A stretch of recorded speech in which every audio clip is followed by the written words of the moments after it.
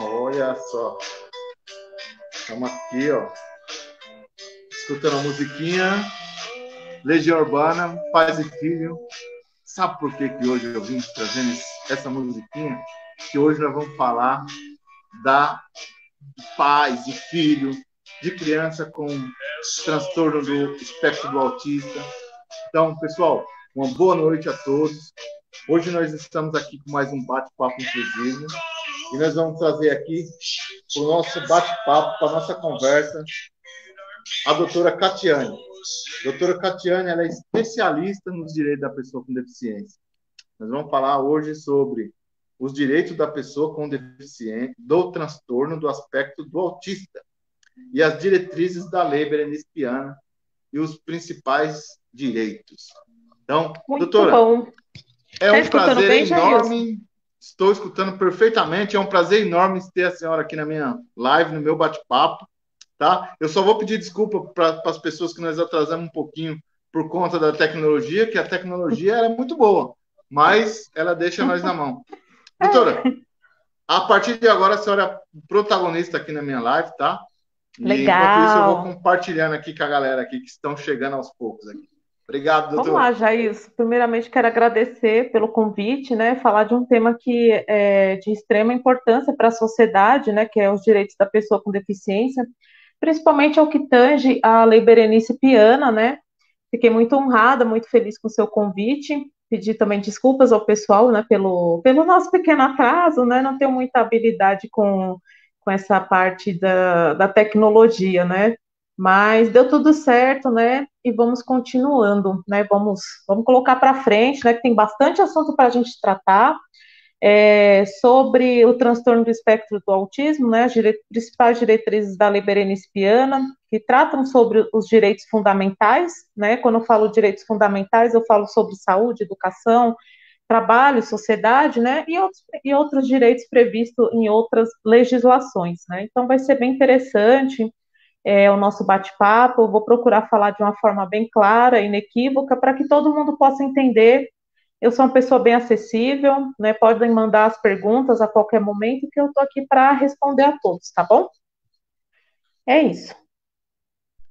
É isso, doutor. Então, vamos lá para o nosso bate-papo. E, assim, eu queria conhecer um pouquinho mais da sua história, né? Saber porque é muito importante a gente discutir a causa da pessoa com deficiência, mas também é importante também discutir a história, saber por quê. Porque, assim, a pessoa com deficiência vive em uma bolha, né? A gente vive em uma bolha. Então, para as pessoas se conectarem até a nossa luta, saber de que forma nós estamos lutando, leva um tempo. Então, eu queria saber com a senhora como foi essa conexão com a luta da pessoa com deficiência. Sim. Saber. Então, vamos lá. Eu sempre tive contato com pessoas com deficiência, minha vida toda, né? Desde da infância, eu convivi com autistas severo na infância. E aí, quando eu comecei a trabalhar, fui contratada menor, ainda fui contratada numa empresa, e nessa empresa contratavam menores e pessoas, na época que nós falávamos portadores de deficiência, né? E ali já foi despertando um interesse pela causa, e até mesmo uma certa indignação, porque você vê na prática o capacitismo, né, colegas seus de trabalho super qualificados, não recebendo promoções em razão de serem pessoas com deficiência, né? Passado um tempo na minha vida, eu vi uma amiga minha de faculdade, né? Isso eu já era formada, né? Eu já sou formada há 10 anos, e há 15 anos eu atuo na área do direito, né? Na época de estágio, o assistente. Eu vi uma amiga minha de faculdade fazendo uma rifa para uma sobrinha, né? Que é uma criança com paralisia cerebral, e ela precisava de um andador, um insumo caro, e um tratamento de terapia intensiva também, um valor elevado, né? E ali eles estavam fazendo uma rifa. Aí eu pensei, por que não, né? Oferecer uma ação, né, para que o Estado venha custear. E a ação deu certo, né? A criança conseguiu o andador, o Estado custeou o andador, o tratamento, e aquela mãe tão muito feliz foi passando para uma, que foi passando para outra, e a causa me escolheu, e eu não saio mais. E isso já se passaram 5, 6 anos mais ou menos, e eu venho fazendo esse trabalho atendendo pessoas com deficiência, principalmente prestando essa assessoria a mães, né, dessas crianças, né? Quando eu falo crianças, não só o público infantil, mas as pessoas crescem e não deixam de ser pessoas com deficiência, né? E foi assim que eu entrei na causa, né? Me especializando cada vez mais, fazendo curso, também sou estudante de pedagogia, pretendo iniciar a faculdade de assistência social, né? E deixar um legado bacana por aqui, né? Mudar um pouco esse conceito da pessoa com deficiência que sempre existiu na sociedade desde a época dos primórdios, né? E somente após a Segunda Guerra Mundial, quando Primeira e Segunda Guerra Mundial, quando os soldados retornavam mutilados, que a sociedade começou a ter uma visão um pouco mais fragilizada pela pessoa com deficiência. Eu digo não fragilizada, mas se importar um pouco mais com a pessoa com deficiência. Como vamos fazer essa inclusão desses soldados que voltavam da guerra mutilados, né? E nisso você, enfim, tem inúmeras deficiências. O nosso bate-papo, Jair, eu quero começar falando o seguinte: primeiramente é importante quem esteja vendo nossa live saber a definição de pessoa com deficiência e pessoa com mobilidade reduzida, porque eu vejo que nessa época de pré-campanha tem muita gente interessada na causa da pessoa com deficiência, mas muitas não sabem a diferença e acaba cometendo equívocos nos seus projetos de lei, na forma de se aproximar do segmento, e isso, na verdade, acaba afastando, né, o próprio segmento. Então, vamos lá. Quando eu falo pessoa com deficiência, é importante lembrar que eu estou tratando de um impedimento a longo prazo. A pessoa com deficiência, ela não vai deixar de ter a deficiência, né? Não se fala portador, e sim pessoa com deficiência. E quais são as deficiências que nós temos? Qual é a deficiência digamos, que é uma categoria, né? Nós temos a deficiência física, a sensorial, né, que seria a visual, a surdez, né, os transtornos, e a deficiência múltipla também, né? E muitas vezes as pessoas cometem esses equívocos, e isso para fins de sociedade de extrema importância, até mesmo para pleitear benefícios ao INSS, isso tem uma grande diferença. Já a mobilidade reduzida, qualquer um pode ter uma mobilidade reduzida, isso é a gestante, o obeso, o idoso, uma pessoa que quebra o braço, uma perna, isso é mobilidade reduzida, isso é temporário, diferente da deficiência que será o quê? Algo permanente na vida dessa pessoa, né? E quando a gente fala do transtorno do espectro do autismo, posso dar continuidade? Você quer fazer alguma pergunta? Quer fazer alguma observação? Pode continuar. Eu só queria pedir para as pessoas que estão assistindo nós aqui, para elas compartilhar bastante, porque é muita informação muito pertinente para a causa da pessoa com deficiência, tudo isso que você está trazendo aqui nessa discussão. Infelizmente, Sim. Hoje eu não tô de bem com a tecnologia, ela não está me ajudando aqui a compartilhar nas minhas redes sociais, né? Mas, pessoal, compartilha para nós aí. Compartilha essa live aqui, sabe por quê? Porque você vai levar o conhecimento para outras pessoas com deficiência que não estão tendo acesso nesse momento. Então, conto com vocês aí que está presente, tá bom? Pode continuar, doutor. Então, vamos lá. Quando eu falo de transtorno do espectro do autismo, eu tenho que lembrar o quê? Da Lei Berenice Piana. A Lei Berenice Piana é a Lei 12.764 de 2012, né?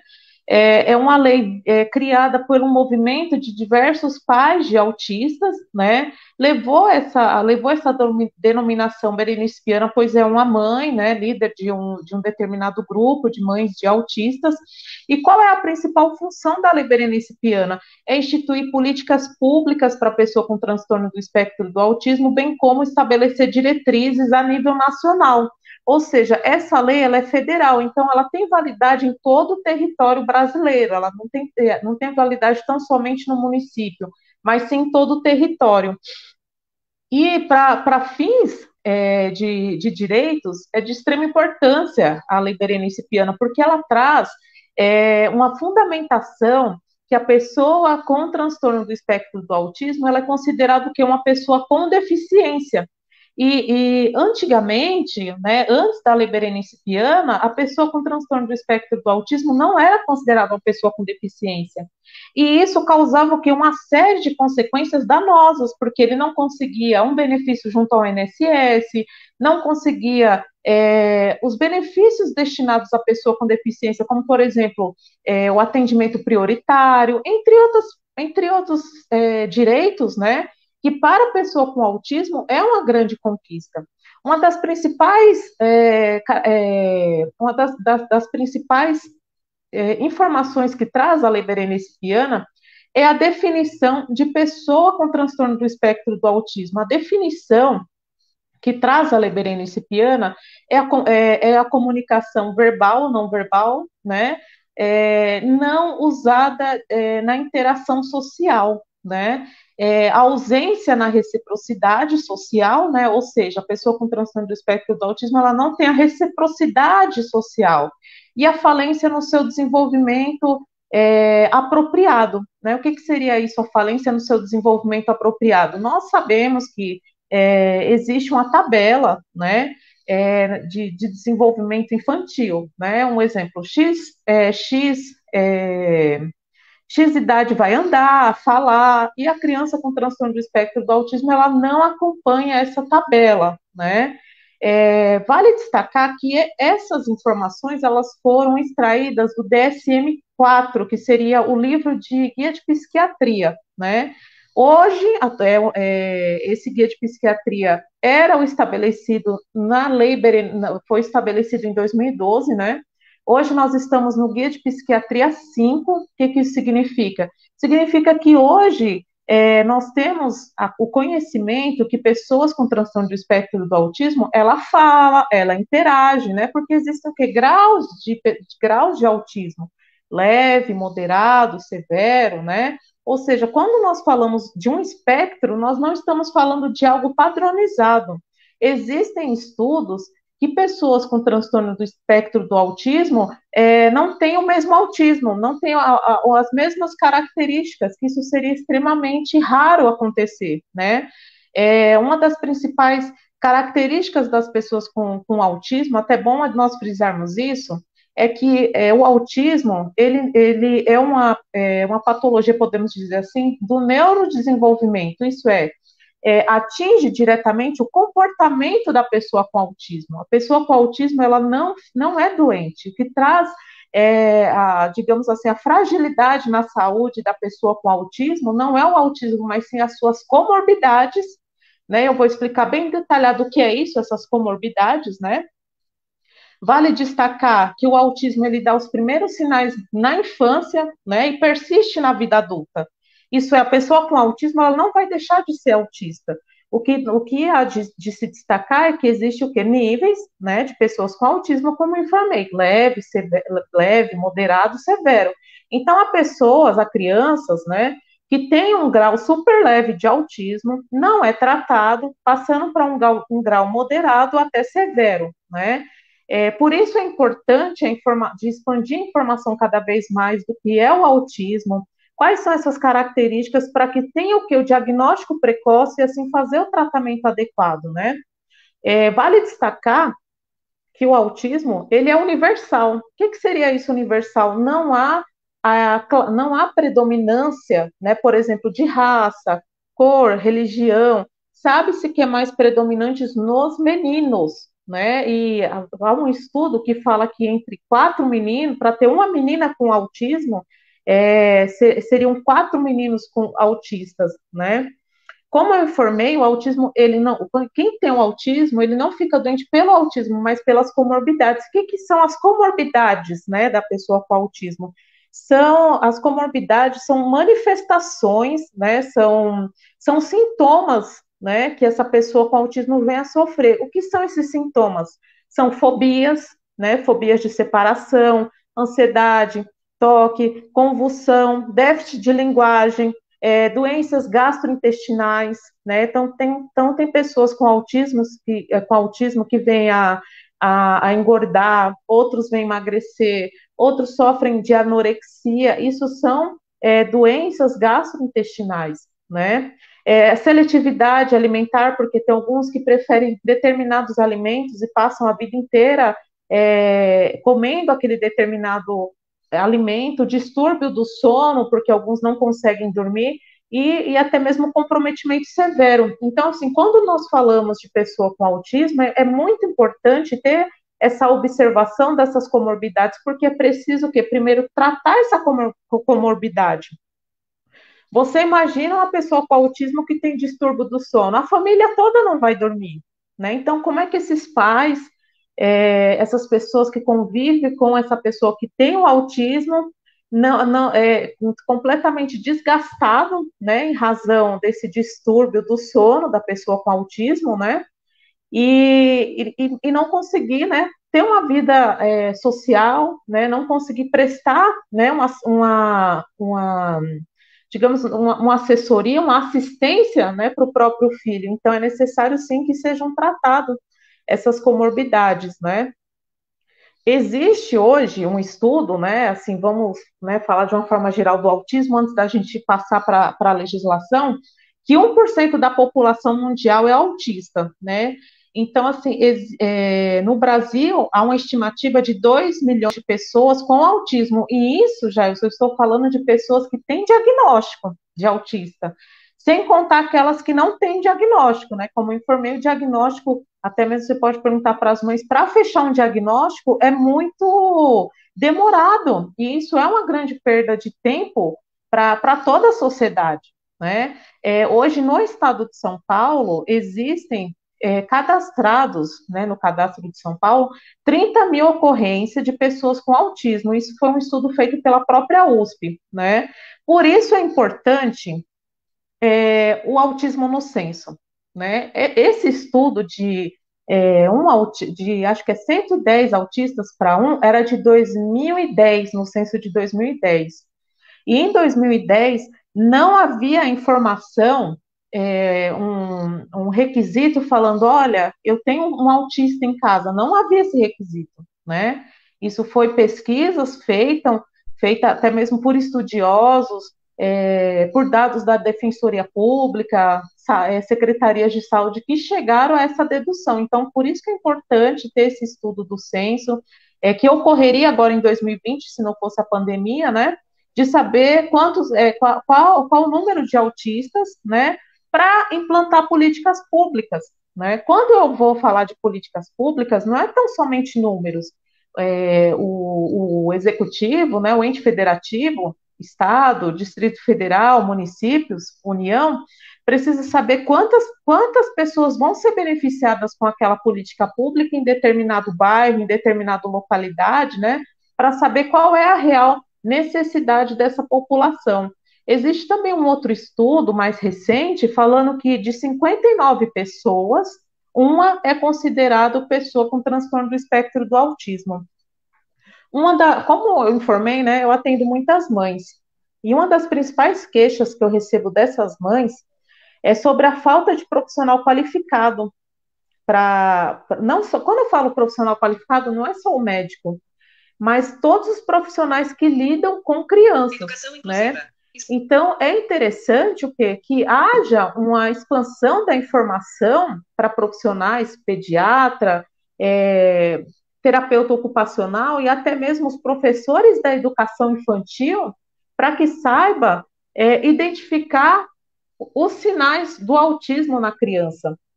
Porque, como eu informei, o autismo ele dá as primeiras manifestações na primeira infância, né, de 0 a 6 anos, né, e a falta de informação, até mesmo por falta da mídia, né, de falar, olha, porque assim, quando a gente fala de mídia, você tem uma romantização do autismo, você tem uma série que o autista ele é um neurocirurgião, você tem séries que o autista ele é um super-herói, e na verdade não é assim, né, na verdade você tem a falta de políticas públicas direcionadas à pessoa com autismo, a falta de interesse profissional, né?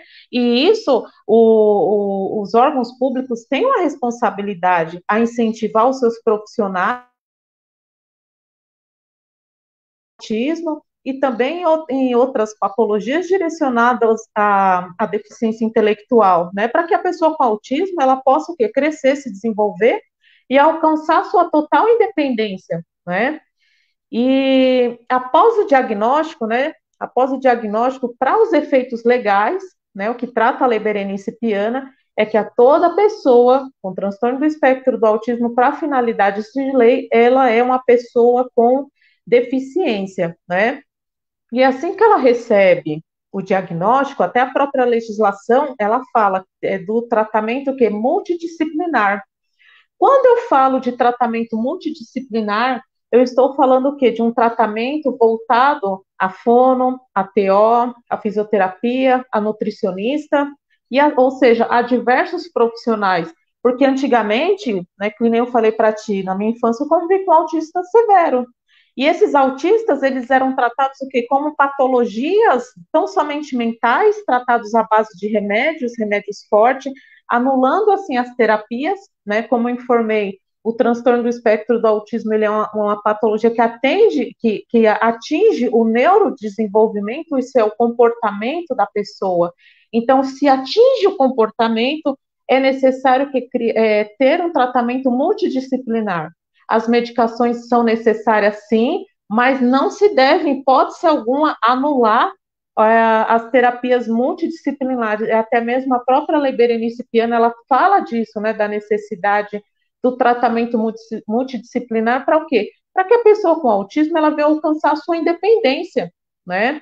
E há diversos relatos que eu recebo de pessoas com autismo de severo, passou para moderado, e leve, hoje leve, de autistas, que era o pior da turma, né, pode-se dizer assim, isso a própria mãe falava, né, e hoje é um autista que trabalha, que tem um relacionamento social, que recebe pessoas, e isso é o quê? Tratamentos multidisciplinares, terapia direcionada para o comportamento, né? E não somente as medicações fortes que vêm até mesmo tirar toda a autonomia da pessoa, até mesmo tirar a sua consciência, né? Agora sim vamos entrar na legislação, depois desse quase um desabafo. Vamos lá. Antes disso, eu gostaria de mandar aqui um beijo para todo mundo que está participando aqui com nós. Tem o Rodney Ferreira, a Clécia está participando, o Alex Tomé. Legal. Então, nós estamos aqui na live bombando hoje.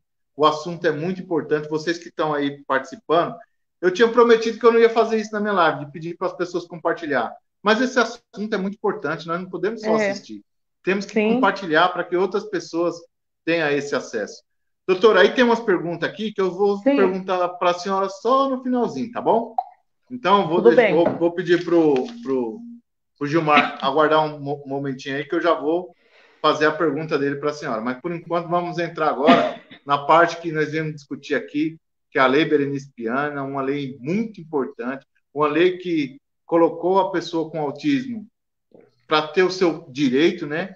E essa Lei Berenice Piana foi a que garantiu que todos os direitos que uma pessoa com deficiência tenha, a pessoa com transtorno do espectro do autismo também tem. Então, muito importante. Doutora, vou fechar o microfone aqui porque eu gostaria muito de escutar as suas colocações aí. Obrigado. Legal, vamos lá. A nossa primeira diretriz, nós vamos falar sobre a intersetorialidade, né, que traz a Lei Berenice Piana. Isso a pessoa com transtorno do espectro do autismo não deve ser destinado tão somente à sua saúde mental, não é? Os direitos da pessoa com autismo não se dirigem tão somente à saúde mental, mas também à moradia, à educação, ao mercado de trabalho, à informação, né? Ou seja, é necessário que haja o desenvolvimento de políticas públicas para atender a pessoa com autismo em toda a intersetorialidade da sociedade, né? Na segunda diretriz, né, a legislação traz o quê? Que a pessoa com transtorno do espectro do autismo, ela deve ser o quê? Ter a participação social, né? Ou seja, eu não posso criar políticas públicas para a pessoa com transtorno do espectro do autismo sem convidar a comunidade autista para ser ouvida, para opinar, né?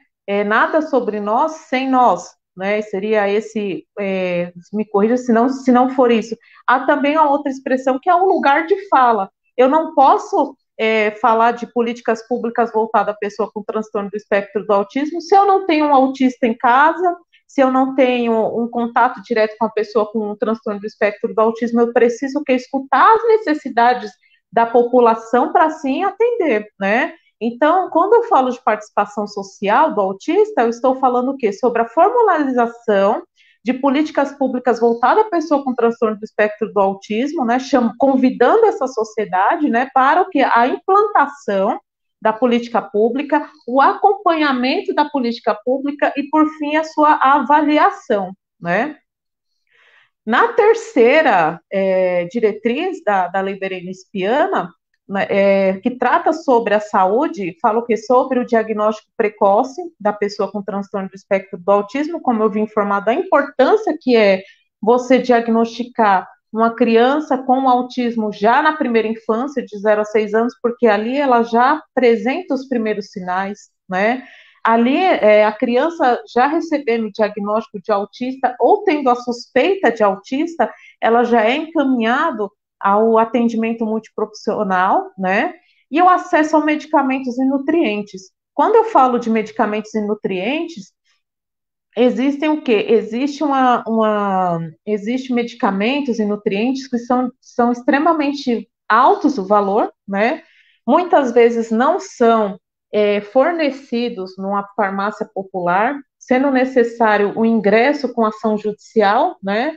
Como eu informei, por que os nutrientes? Porque por causa das comorbidades da pessoa com autismo, muitos emagrecem demais, outros engordam, existe uma desnutrição, né, uma falta de alimentação, existe também autistas que fazem dietas à base, cortando lactose, enfim, ainda não existe uma comprovação padronizada, né? Mas como eu informei, como se trata-se de um espectro, ou seja, não é padronizado, há autistas que sim se adaptam muito bem a esse tipo de dieta, né? E existe outros que realmente vão necessitar dos nutrientes. E a próxima diretriz é a quarta diretriz, que infelizmente foi vetada, né? E tinha como proposta o que acontece. Quando a gente fala da educação da pessoa com transtorno do espectro do autismo, é algo muito delicado. Por quê? Repito e reitero, o espectro não é padronizado. Existem pessoas com transtorno do espectro do autismo que conseguem socializar, consegue, claro, tem as suas limitações, né, mas consegue participar do ensino regular, né, e outras que é tão severo que não consegue se comunicar, não consegue fazer a sua higiene básica, alimentação básica, né? E qual era o princípio da quarta diretriz? Era criar digamos assim, uma escola, né, uma escola saúde, né, que viesse a trazer o autismo, não só trabalhando a parte pedagógica, mas também a parte da saúde, né? O que seria um critério até bem discutido, que seria o biopsicossocial, não se limitando tão somente ao CID, né? E nisso, essa diretriz ela foi vetada, né? Porque houve um confronto junto com a Convenção Internacional sobre os Direitos da Pessoa com Deficiência, porque a interpretação foi feita de forma equivocada, né? Porque eles dizem que as escolas especiais, né, não poderiam existir, e sim trabalhar com a inclusão, né? Mas veja que essa proposta seria o quê? Uma inserção da pessoa com transtorno do espectro do autismo, trabalhando, assim, as suas principais dificuldades, né? Trabalhando ela para participar futuramente de um ensino regular, né? Porque se eu tenho um autista extremamente severo e coloco numa sala de ensino regular, aquilo para ele pode ser uma tortura e não seria uma inclusão, né? Então, existia o quê? A necessidade de preparar esse aluno com transtorno do espectro do autismo. Reitero novamente, o espectro não é padronizado, existem sim autistas que conseguem acompanhar a rede regular, né? e existe pessoas com transtorno do espectro do autismo mais severo, que não, que seria para ele uma tortura estar numa sala de educação regular, né? Então é necessário que haver uma adaptação, né, um preparo da pessoa com transtorno de espectro do autismo para que fosse bem recebido, né, não só para ele, enfim, essa nova etapa, né, que seria a educação especial. Contudo, né, essa vedação ainda é cabível uma discussão jurídica, né, porque quando foi desenvolvida a Lei Berenice Viana, ela tinha como base a Lei de Diretrizes e Bases da Educação, que é a Lei 9.394 de 1996, no capítulo 4º, né, que trata sobre a educação especial, que dispõe que será feita em classes, escolas e serviços especializados, sempre em função das condições específicas dos alunos. Então, não foi algo aleatório. Então, havia uma base legal, né, que é o artigo 58, parágrafo 2º, e observado também as garantias do artigo 59, que é da mesma lei, né, que é a lei de diretrizes bases da educação, né. Ainda tem muito, né, o que se falar sobre a educação da pessoa com transtorno do espectro do autismo.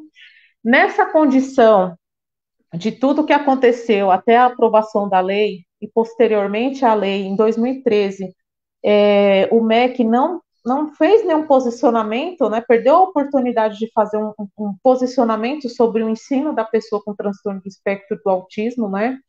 Então fica até o meu apelo aos secretários da educação que tenham um olhar um pouco mais sensível às pessoas com transtorno do espectro do autismo, às pessoas com deficiência intelectual, que o MEC faça um posicionamento, né, falando sobre métodos que possam ser aplicados, é claro, né, sempre escutando a comunidade autista, né, quais são as necessidades a serem atendidas, né, e infelizmente a todo nível Brasil.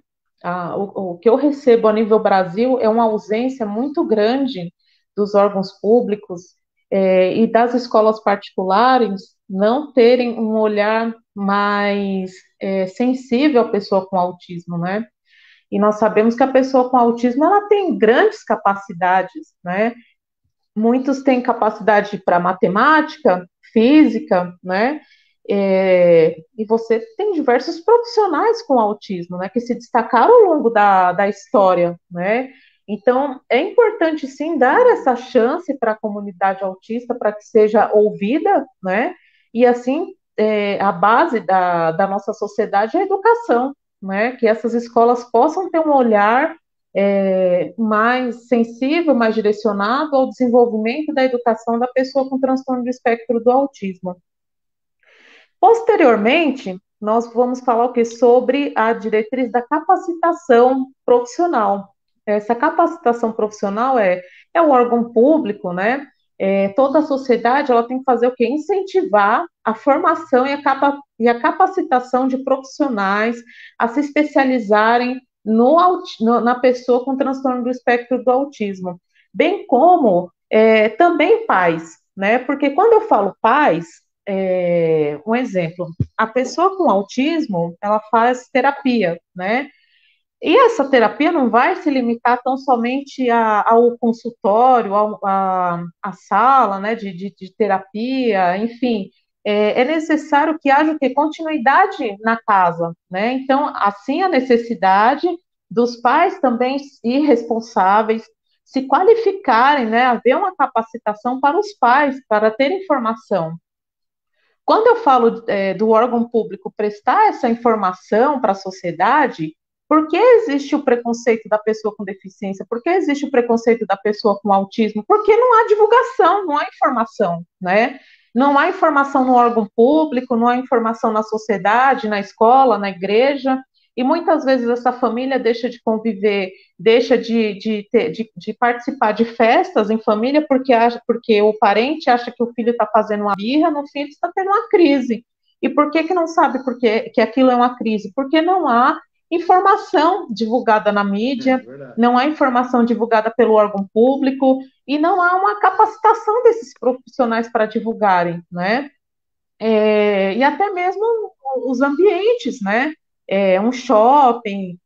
Agora, recentemente, que houve o atendimento prioritário à pessoa com autismo, enfim, ainda há muitos direitos a serem percorridos para ter uma forma igual da pessoa com deficiência e da pessoa sem deficiência, né? A gente ainda passa por um capacitismo muito grande de achar que a pessoa com deficiência, a pessoa com autismo, enfim, não tem a capacidade de trabalhar, não tem a capacidade de ter uma vida social, de namorar, enfim, né, ter uma família, né? Então, assim, isso é o quê? Falta o quê? Informação, falta profissional para que possa expandir essa informação, né? E assim quebrar tantos preconceitos. A próxima Doutora, diretriz, sim, antes de você falar a próxima diretriz, eu quero só dar um pitáculozinho aí, né? sim, Essas informações que você fala aí é importante mesmo que as pessoas compartilhem, que as pessoas, que não só as pessoas, né? Todos, o poder público, as pessoas que nem, por exemplo, eu que tenho uma deficiência, que estudo. Então, a minha obrigação, a minha função hoje é fazer isso, é mostrar para as pessoas sim, com deficiência que existe a lei, que tem a lei lá. E essa lei, ela não pode ser, ó, em todas as lives eu falo isso, arquivada, eu vou colocada falar embaixo nessa. do braço e pronto, não. Eu gosto de dizer assim, ó, essa lei, ela não pode ser um livro de poesia dentro de uma gaveta de um escritório de um advogado. Ela precisa ser disseminada, as pessoas precisam conhecer os seus direitos, porque você só consegue lutar por ele a partir da hora que você tem o conhecimento dos direitos que você tem. Eu falo para as pessoas que estão na luta junto comigo, nós somos privilegiados, apesar de ter uma deficiência, nós somos privilegiados, porque nós conhecemos os nossos direitos, nós sabemos aonde recorrer, e é muito importante as pessoas saberem disso, né? Então, desculpe interromper a senhora um pouquinho Não, aí, mas imagina. vamos continuar no papo aí que está sensacional. Daqui a E pouco a tem uma nossa. surpresa para todo mundo, hein? Daqui a pouco vai ter uma E... surpresa aqui na live aqui, tá? Então vocês Eita! continuem comentando, compartilhando. E a surpresa está guardadinha aqui embaixo. Já já vai ter uma surpresa para vocês aí. Então vamos lá, dando continuidade, né?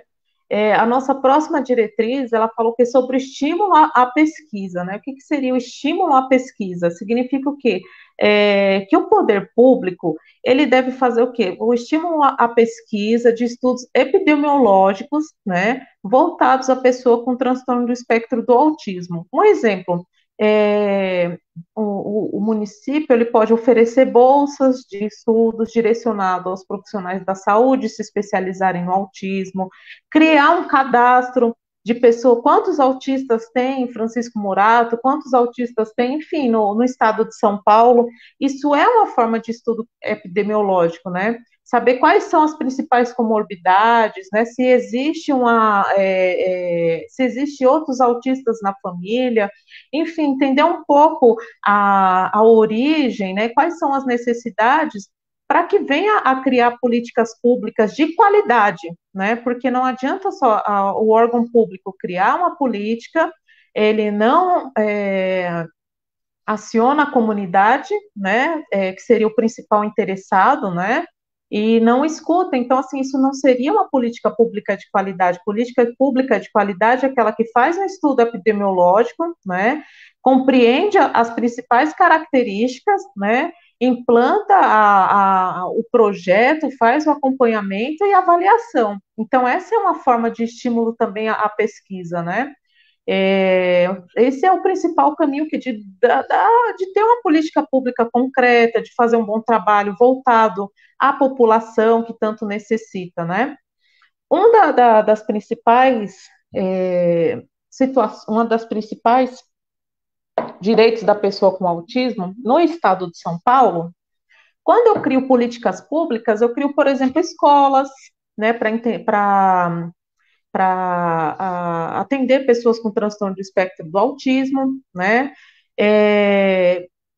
Eu faço credenciamentos com clínicas, né, com clínicas que atendam pessoas com transtorno do espectro do autismo, e essa informação é muito importante para para toda a sociedade, desde o executivo até aos advogados que estão assistindo, né? Eu vi o comentário da ilustríssima irmã do Durso, também que vem acompanhando. No estado de São Paulo, no ano de 2000, diante do grande movimento da pessoa com autismo que não era assistida, o Ministério Público ele implantou, né, uma ação civil pública, que é a ação civil 0027-130-65-2000, né? E essa ação civil pública ela tem como objetivo garantir, né, os direitos fundamentais da pessoa com transtorno do espectro do autismo, firmando que credenciamentos, né, com clínicas especializadas, com escolas especializadas, né?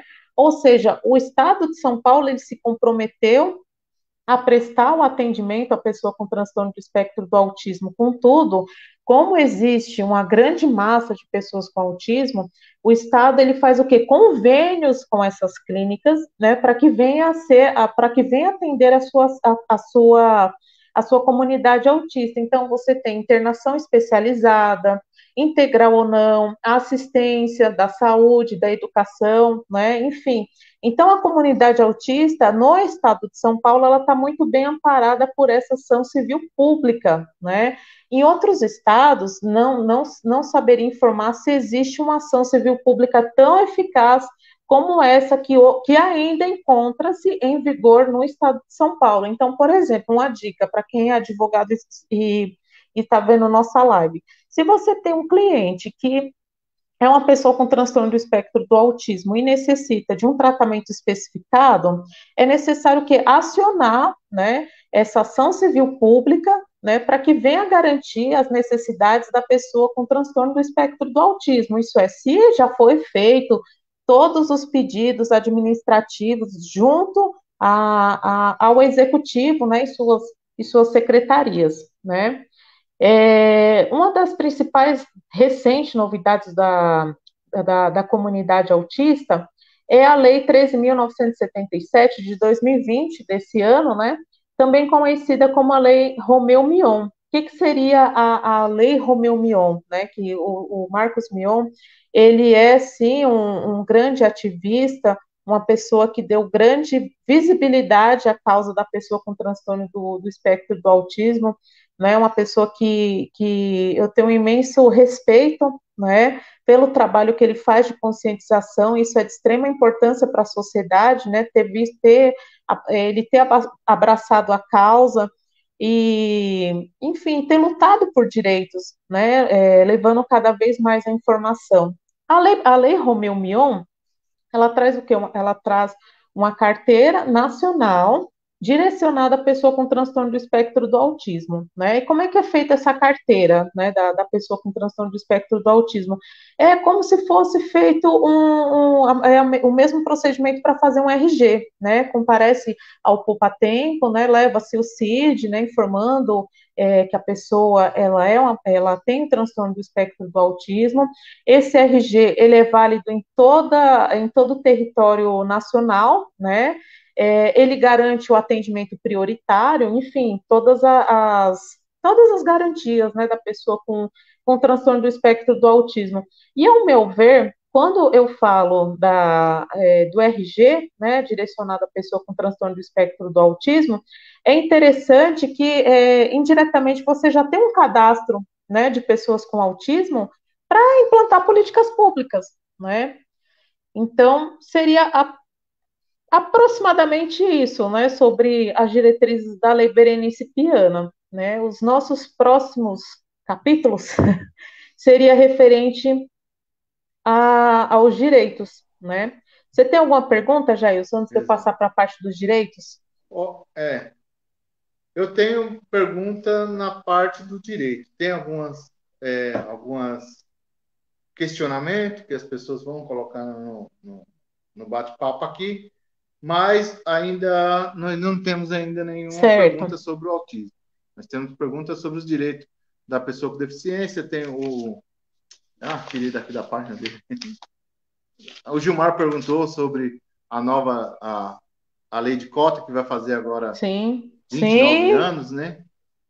como que vai fazer 29 anos, e aí estão tentando mexer em alguma questão dessa lei aí, querendo fazer diretrizes junto acho que sobre Sim, tem outras diretrizes que eles estão querendo fazer junto, né, da pessoa com deficiência, e eu acho que é para reabilitação, né? Não, sim, uma sim. coisa parecida assim que ele está comentando. Os próximos direitos que eu vou informar é de uma forma geral, não só voltada à pessoa com transtorno do espectro do autismo, mas para toda pessoa com deficiência, né? Quando eu falo dos principais direitos da pessoa com deficiência, todos esses direitos que eu vou falar, ele encontram-se previstos na Lei Brasileira de Inclusão, né? Então, assim, o que é interessante nós sabemos, toda pessoa com deficiência, ela tem direito à dignidade, à vida, né? É, a livre escolha, né? O que, que seria a livre escolha? Por exemplo, se a pessoa com deficiência ela não quer ir a um determinado médico, então assim não há de se forçar, né? Eu coloquei na tela aí a pergunta dele aí, doutora. Dia 24/7, a lei de cotas completará 29 anos. Quais são os cuidados que devemos ter para o governo não flexibilizar esse direito e prejudique o segmento? O que eu faria, primeiramente, é, se a lei de cotas ela é direcionada, obviamente, à pessoa com deficiência. Então, assim, quanto maior o movimento feito nas redes sociais para combater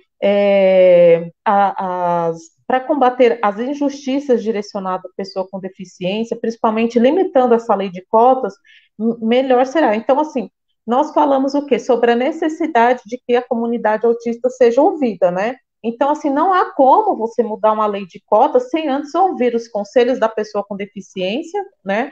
A Secretaria da Pessoa com Deficiência, a Secretaria de Direitos Humanos, a Secretaria perdão, o Ministério Público do Trabalho. Então, assim, é uma mudança extremamente significativa para a sociedade, no qual todo o segmento deve ser acionado, né? Não só a pessoa com deficiência, não só a parte do empresário, mas você tem o Ministério Público, você tem você tem os conselhos, né? E até mesmo a própria comissão da ONU, né? Porque isso traz um reflexo gigantesco, né? Na economia e para o próprio trabalhador, pessoa com deficiência, né? Já vindo nesse tópico, aproveito para falar sobre essa parte aproveitar para falar essa parte de trabalho, né? Deixa eu só aqui achar, para não perder nenhum tópico, para que todo mundo possa estar bem esclarecido e bem amparado quanto a isso. Só um momentinho. Tá certo. Eu fico aqui Certo. porque eu recebo bastante informação pelo WhatsApp aqui, tá? Sabe Então, o que traz até um pouco de indignação para mim, referente à lei de cotas, ela é sim um direito da pessoa com deficiência, né? Só que a lei de cotas, ela não deve se limitar tão somente a ser cumprido, por quê?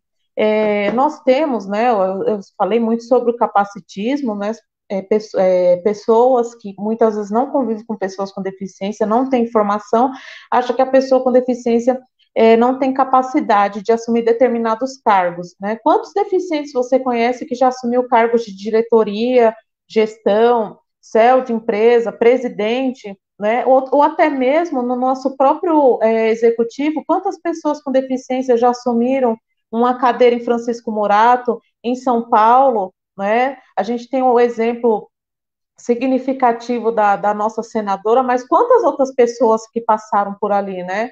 Tanto que a própria senadora tem um depoimento que ela fala que houve necessidade de haver acessibilidade no Senado para que ela possa, né, fazer uso. Então, assim, hoje, né, de uma forma geral, a Lei 8.213 de 91, que é a lei de cotas, ela limita, né, fala que de 100 a 200 empregados, 2% para a empresa, de 201 a 500, 3%, 501 a 1.000, 4%, e a partir de 1.001 empregados, 5% e diante. Só que, se você é uma pessoa com deficiência extremamente bem qualificado e você concorre a uma vaga, digamos, você é um administrador, um contador, e tem somente uma vaga para assistente administrativo. Não se pode limitar a pessoa com deficiência ao cargo tão somente assistente. Ele tem capacidade de ter um cargo de gestão, de direção. Eu acho assim, o que deveria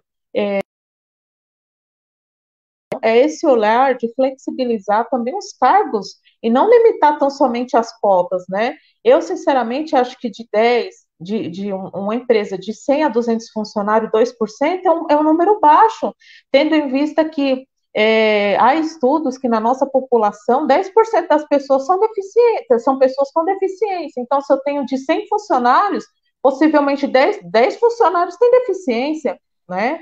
E algumas vezes essa pessoa com deficiência acaba até omitindo a sua deficiência para ter um cargo um pouco melhor, para exercer a função que realmente ele estudou e não ficar tão somente preso à possibilidade que a empresa oferece. Ah, você é contador, é advogado, é um executivo, mas olha, eu só tenho essa vaga aqui de analista.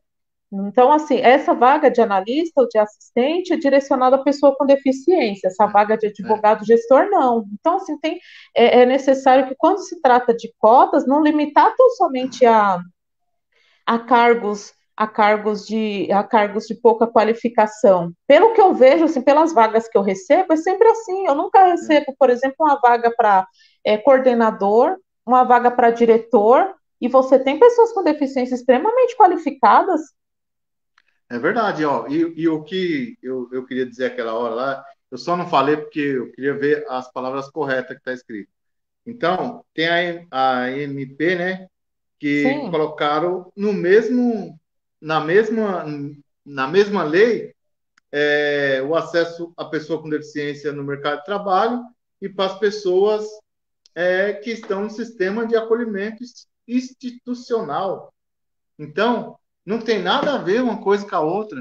E aí as pessoas não conhecem a política para a pessoa com deficiência e aí acaba misturando tudo. O que tem a ver, né? A O que pessoa com te... deficiência e quem está lá institucionalizado, né, Exatamente, doutora? exatamente. Então, Então, assim, o que...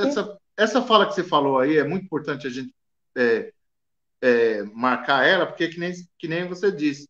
A senadora Mara, por exemplo, ela conseguiu nesses anos todos, fazer um trabalho bacana para a inclusão da pessoa com deficiência, discutindo todas as pautas, né? E aí, dentro desse movimento, apareceu outras pessoas falando: não, a gente do movimento da pessoa com deficiência, ganhar a eleição, só que quando ganharam a eleição, eles não sabiam o que é realmente a luta da pessoa com deficiência, não buscaram os movimentos sociais que tem para que dar ouvir as para ouvir necessidades. as necessidades. Então foram fazendo e acabou fazendo essa coisa feia que fizeram aqui nessa NP. Então, Sim, desculpa só for uma interferência mínima aí. Pode continuar aí, sim, que hoje a sim. live vai esticar um pouquinho mais, hein? Não, tudo bem. Vamos lá. Então, assim, é de extrema importância, assim, hoje, se eu pudesse legislar referente a esse tema, eu gostaria que as empresas pudessem se reciclar, para que possam ter programas incentivando pessoas com deficiência a fazer parte do seu quadro de funcionários, né? Até da mesma forma, faculdades a encaminharem esses alunos, né, para estágios bem remunerados, enfim. A lei de cotas, ela traz uma obrigação, né, para o empresário, e muitas vezes esse empresário, ele olha de uma maneira até preconceituosa para a pessoa com deficiência, né?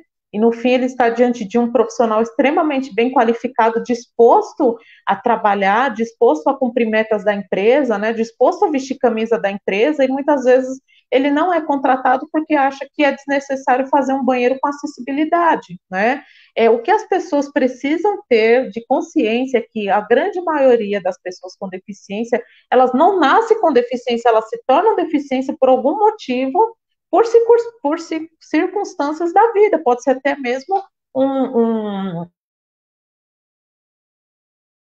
enfim, o que é a LBI, que é a Lei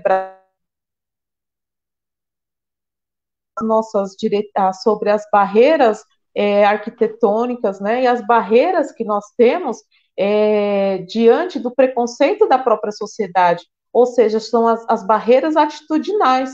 Além dessas barreiras que nós temos, há outras barreiras que não respeitam o desenho universal, ou seja, é necessário que o ambiente seja acessível para todos, né? Não só para a pessoa com deficiência, né? Um exemplo, um cinema. Eu já vi mães que vieram desabafar, falando que levou um filho no cinema e que não tinha intérprete.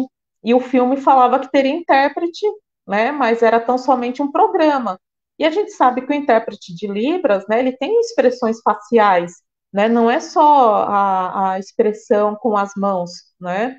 Enfim, tudo isso que eu falei equipara sim a lei de cotas, porque nós precisamos o quê? Ter ambientes inclusivos, né? No momento em que a sociedade, é por isso que é importante essa informação, na hora que nós tivermos uma sociedade que divulgue informações sobre pessoa com deficiência, pessoa com autismo, no momento em que a Secretaria de Obras começar a se importar com acessibilidade, as pessoas tiverem essa consciência que qualquer um pode se tornar uma pessoa com deficiência, porque assim, quando a gente fala pessoa com deficiência na sociedade, acha tão somente que a pessoa nasce. Mas não, qualquer um pode se tornar uma pessoa com deficiência. Quantas pessoas com deficiência já se tornaram na minha família? Minha avó faleceu com deficiência visual, né? Meu pai está se tornando um deficiente auditivo. Então, assim, isso vem acontecer, isso é natural do ser humano. Nós não somos máquinas. Tudo isso vai se desgastando, né? E principalmente essa parte sensorial, a visão, a audição, acaba se desgastando. É consequência de se tornar uma pessoa com deficiência. Muitas vezes a pessoa não tem essa noção, né? Então, assim, no momento que todo da nossa sociedade, o conjunto, a escola, a igreja, o trabalho, ele for ambiente inclusivo, e haver principalmente a informação, a lei de cotas, né, que hoje traz um percentual pequeno, ela terá uma consciência da necessidade de trazer um percentual maior, respeitando assim principalmente o currículo da pessoa com deficiência, né? Porque como eu informei para você lá no início da live, quando eu comecei a trabalhar, eu vi ali aos meus 16 anos o que era o capacitismo, de ter amigos extremamente qualificados falando 3 línguas, 2 faculdades, fazendo o mesmo cargo fazendo a mesma função e o mesmo salário que eu. E não eram promovidos em razão de serem pessoas com deficiência. E estavam ali simplesmente para cumprir uma cota da empresa, né? E tinha completamente capacidade de assumir um cargo de direção. É verdade. Ô, doutor, eu queria falar 2 coisinhas nesse bate-papo da senhora. E Sim, ontem teve uma moça que entrou aqui na live e falou: "Ah, Deus, você precisava colocar intérprete nas suas lives, que estão muito boas." Eu sim, sei, interessante. eu preciso mesmo, eu já sentia isso, mas a gente sabe que depende de recurso, né? E hoje, Sim, infelizmente, eu ainda não tenho essa disponibilidade de recurso, mas se tiver algum tradutor de Libras aí assistindo nós, que queira participar junto no nosso bate-papo aí, vai ser um grande prazer. Eu vou receber aqui com um grande entusiasmo. Doutora, vamos dar a continuidade, nossa. falar um pouco sobre É, a parte previdenciária e aposentadoria, que é algo que interessa bastante para todo mundo, tá, não só para a pessoa com deficiência, mas tá, para a parte geral, né? E tá. houve recentes É. mudanças, mas pode fazer sua pergunta. Ó, eu queria só fazer uma colocação assim, para a gente fazer um resumão aí, para não ficar muito grande a live, porque as pessoas precisam assistir elas depois. Quando a live é muito Sim, grande, eles não assistem. desgasto. Desgasta. Então, às vezes, quanto menos, melhor. Mas o que der para a senhora fazer e reduzir o máximo, mas se for o caso, eu convido você outro dia aqui para nós fazer esse bate-papo, para ampliar essa discussão. E ainda Sim. tem uma surpresa para você aqui na minha live. Ah, que Então, senão legal. vai esticar muito ainda aí. Tá bom? Bom, Então, se então você só para puder. finalizar, tem outros E direitos, então já, vamos fazer. é, Então e já ir vamos fazer assim. finalizando, tá bom? Tá, então Para a vamos gente fazer a fazer assim. surpresa. Eu volto na outra live sua Certo. para Combinadíssimo. para falar tão somente de outros direitos. O que você acha? Aí Sensacional. Vai ser perfeito. nessa a gente finaliza então com a Lei Berenice Piana, né, que já É. né? Falei sobre o transtorno do espectro do autismo, definindo para as pessoas o que é, né, o autismo, que muitas pessoas não sabem, né? E falamos um pouco sobre a lei de cota, atendendo a pergunta. Aí eu posso voltar uma outra data, e nós falamos tão somente só do direito, principalmente Sensacional. dessa parte previdenciária, que eu acho que vale bastante a pena o pessoal ter essa noção. Sabe o que a gente pode fazer, Jailson? Fazer uma live tão somente sobre aposentadoria direcionada da pessoa com deficiência.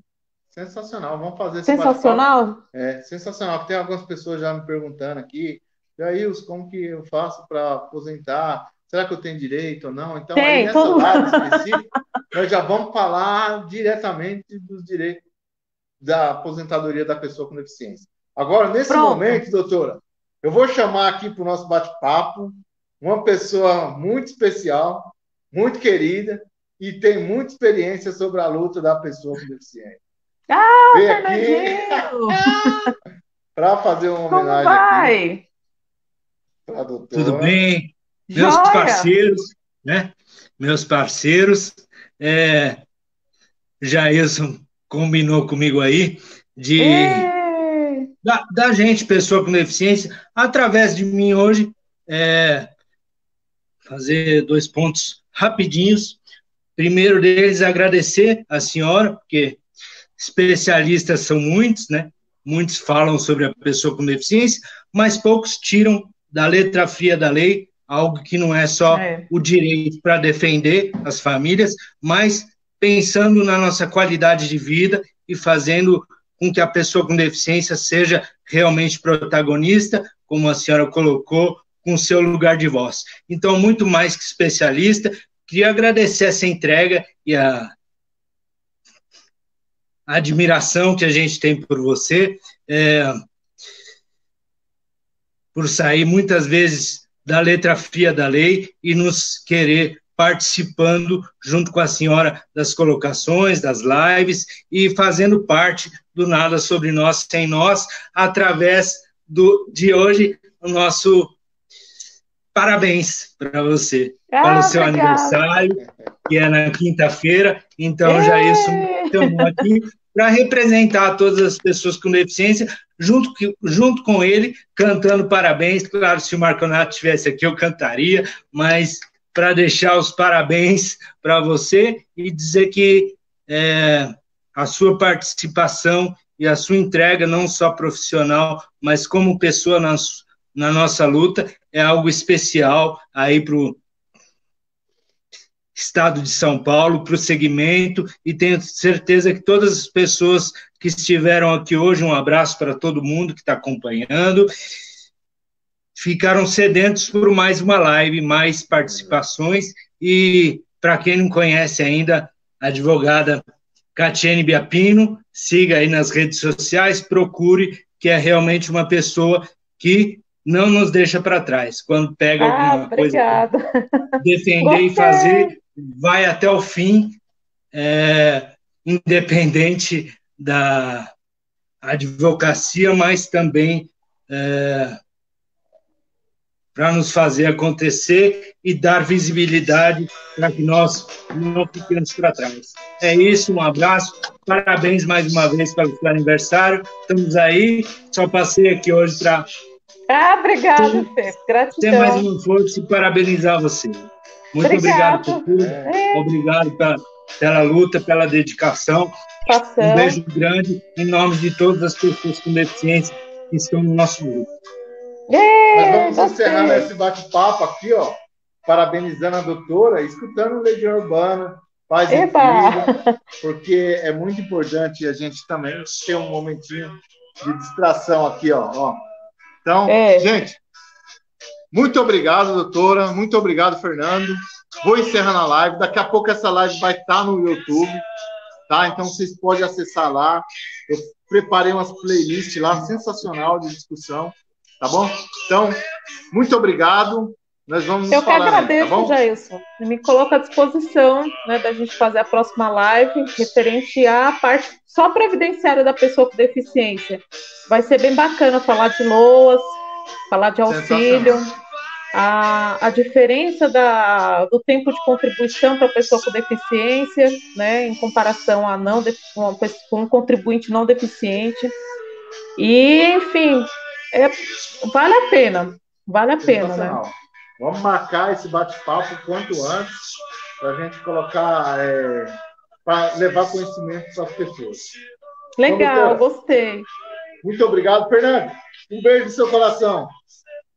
Tchau, Jailson. Tchau, Fernando. Tchau. Obrigado. Até mais. Tchau. Até mais. Tchau, gente. Tchau. Vou aqui desconectando aqui a doutora. Fernando, meu grande amigo Fernando. Tchau, Fernando. Gente, boa noite a todos vocês. Acompanhem as nossas lives aí, Na quinta-feira, eu tenho uma discussão muito bacana aqui. Nós vamos falar sobre mulheres no poder e mulheres com deficiência no poder. Então vai ser muito bacana mesmo. Na quinta-feira, no mesmo horário, nós vamos estar aqui discutindo com vocês. Eu sei que o assunto é muito longo para a gente superar em uma live só, mas obrigado a todos vocês que participaram. A Camila, ao Wesley, ao Gilmar, a Jordânia, a Rosineide, presidente do Conselho da Pessoa com Deficiência. E até mais. Um beijo no coração de vocês. Estou aqui à disposição para quem precisar da nossa luta.